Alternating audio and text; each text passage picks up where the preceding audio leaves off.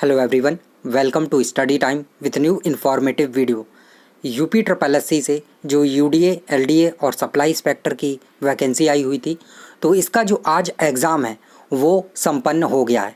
और आप सभी को पता होगा कि इसमें जो ये एग्ज़ाम हुआ है, इसमें कितने बड़े बड़े जो महारथी थे वो बैठे हुए थे, क्योंकि जो पैट के आधार पर इसकी कट ऑफ तय की गई थी मेंस के एग्ज़ाम के लिए, वो 86 नंबर की समथिंग थी। तो आप समझ सकते हैं कि 2000 के लगभग जो विद्यार्थी थे उनको बुलाया गया था इस एग्ज़ाम के लिए, और वो भी सब एक से एक जो महारथी थे। तो आज ही इसका जो पेपर है वो हो गया है, सप्लाई इंस्पेक्टर का, यूडीए और एलडीए का।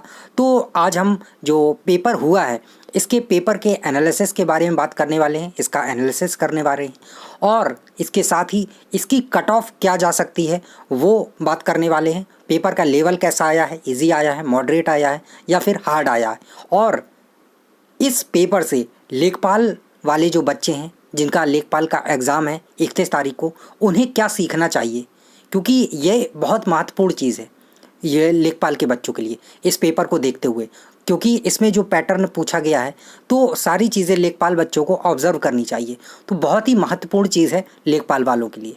तो चलिए, सबसे पहले अगर बात करें यूडीए, एलडीए और सप्लाई इंस्पेक्टर के पेपर की, तो आज का जो पेपर रहा है, तो हिंदी तो आपको पता है कि सामान्यतः वैसे ही पूछी जाती है, उसमें कुछ ज़्यादा चेंजेस नहीं किए जाते हैं, ठीक है, और लेवल भी एक सा ही रहता है, ठीक है। और ज़्यादातर जो बच्चे हैं वो 35 के अराउंड जो क्वेश्चन है हिंदी में कर ही लेते हैं, ठीक है, जो अच्छे से प्रिपेयर कर रहा होगा, हिंदी पढ़ रहा होगा। अब जो नहीं पढ़ रहा होगा तो उसके लिए अलग ही बात है, ठीक है। बाकी अगर बात करें अब जो आपका जीएस का पेपर हुआ, तो पेपर काफ़ी आसान आया हुआ है। जो अभी तक बच्चों ने बताया है, जो हमें आंकड़े मिले हैं उसके अनुसार, और जो पेपर को देखा है, तो पेपर को देखते पता चल रहा है कि हाँ, पेपर काफ़ी आसान है। लेकिन ये आसान तब तक लगता है जब आप इसको घर में देखते हैं। जब आप एग्ज़ाम हॉल में बैठ के पेपर दे रहे होते हैं तो बहुत सारी जो क्वेश्चन हैं उनमें कन्फ्यूज़न क्रिएट हो जाता है। तो पेपर बाद में देखने में तो बहुत आसान लगता है, और बोलने में, या फिर आप जब पेपर कर आते हैं तब तो बहुत आसान लगता है, लेकिन जब घर में मैच करते हैं फिर देखते हैं कि अरे इतनी सी गलती की वजह से ये हो गया, अरे इसमें ये कन्फ्यूज़न हो गया। तो पेपर के लेवल की अगर बात की जाए आज के, तो पेपर का लेवल काफ़ी ईजी था, ईजी टू मॉडरेट कहेंगे, ठीक है। पेपर का लेवल जो था इजी टू मॉडरेट था। कुछ ही क्वेश्चन कहेंगे, है ना, 5-10 क्वेश्चन, 5 क्वेश्चन के समथिंग ही कहेंगे, ऐसे 5-10 क्वेश्चन जो आपको फंसा सकते थे। बाकी काफ़ी जो क्वेश्चन थे वो सारे क्वेश्चन जो है इजी पूछे गए, अगर आपने पढ़ाई की है। अगर आपने पढ़ाई नहीं की है तो फिर तो आपको सारे क्वेश्चन ही डिफ़िकल्ट लगेंगे, ठीक है।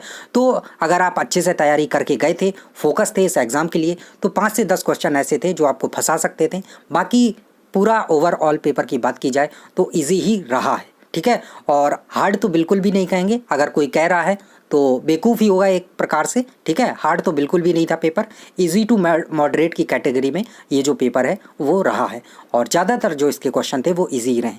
अब बात करें इसकी कट ऑफ की, तो अभी जो है आंकड़े लिए जा रहे हैं, बच्चों से पूछा जा रहा है, एनालिसिस किया जा रहा है, और इसके जैसे ही पर्याप्त आंकड़े आ जाते हैं तो फिर और पेपर को एनालाइज अच्छे से किया जाएगा, और देखा जाएगा कि इसमें कितना बच्चे जो स्कोर है वो कर रहे हैं, ठीक है, और मैक्सिमम किस हद तक जा रहे हैं। तो फिर आपको एक जो सटीक इसकी कट ऑफ है वो बता दी जाएगी, ठीक है। और इसके लिए हो सकता है आपको 1-2 दिन का इंतज़ार भी करना पड़े। अब बात करते हैं लेखपाल वालों के लिए क्या इंपॉर्टेंट है। तो इम्पॉर्टेंट ये है कि लेखपाल का और इसका पैटर्न तो अलग ही था, लेकिन इसमें जो हिंदी के क्वेश्चन पूछे गए हैं उनको देख के आप ये लगा सकते हैं अंदाज़ा कि हाँ, किस प्रकार से जो हिंदी के क्वेश्चन है वो पूछे जाएंगे। लेकिन इससे भी ज़्यादा जो इम्पॉर्टेंट है वो है करंट अफेयर्स। तो आपको देखना है कि जो करंट अफेयर्स है वो कहाँ तक पूछा गया है। तो इस परीक्षा के लिए जो करंट अफेयर्स पूछा गया है वो जून तक का जो करंट अफेयर्स है वो पूछा गया है, और आपकी भी परीक्षा 31 जुलाई को है। तो आपको अपना जो करंट अफेयर्स है वो जून तक का बिल्कुल एकदम रटा हुआ रखा रहना चाहिए, पिछले 6 माह का, ठीक है।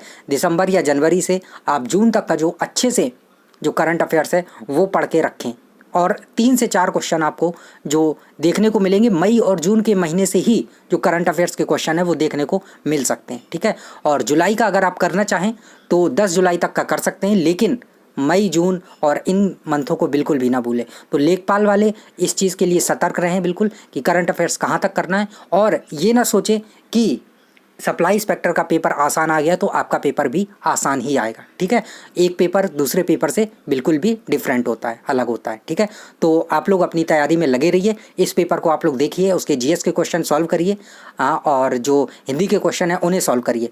अगर आपका पेपर नहीं था और अगर आपका पेपर था तो आप तो सॉल्व कर ही चुके होंगे। तो चलिए, ये था एनालिसिस कि आज का पेपर जो है सप्लाई इंस्पेक्टर का कैसा रहा है। तो चलिए, थैंक यू, मिलते हैं न्यू इन्फॉर्मेटिव वीडियो के साथ। और अगर आप इस चैनल पर नए हैं तो चैनल को सब्सक्राइब जरूर कर लें। Thank you.